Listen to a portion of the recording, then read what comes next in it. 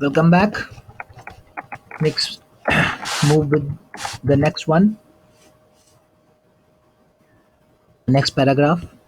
My grandmother always went to school with me because the school was attached to the temple. The priest taught us the alphabet and the morning prayer, while the children sat in rows on either side of the veranda singing the alphabet or the prayer in the chorus. My grandmother sat inside reading the scriptures.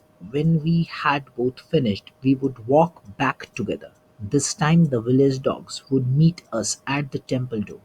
They followed us to our home, growling and fighting with each other for the chapatis we threw to them.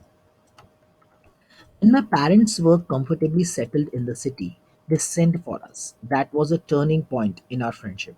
Although we shared the same room, my grandmother no longer came to school with me. I used to go to an English school in a motor bus. There were no dogs in the streets, and she took to feeding sparrows in the courtyard of our city house.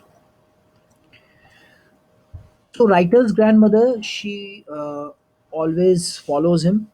Fine, follows means she used to go. She escorts him to school because his school was attached to the temple. As I've already told you, she is very religious. That's the reason why she used to go to the temple.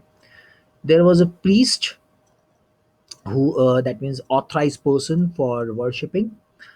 So he taught them alphabet, morning prayer. Fine. So that means he was completely linked with the scriptures, moral values that nowadays we are very much deprived of it. We are very much far from it. So while the children sat on the other rows, when the children used to sit on the rows on either side of the veranda, singing the alphabet or the prayers in a chorus. Chorus means in a group. So writer's grandmother, she used to sit inside and reading the scriptures.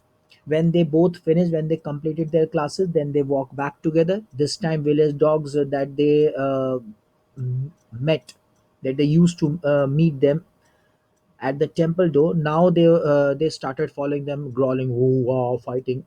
Growling means you know how the dogs growl, fine, and fighting to each other for the chapatis that they threw to them. Now when his parents when comfortably settled in the city, when they all settled, now this is the turning point of his life. That's why he has lived in the turning point.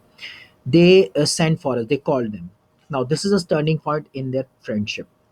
Though they were living in the same room, but now grandmother, she no longer came to school with him just because of the school bus. Now a school bus used to come at home, so he used to follow the school bus. So he used to use the school bus.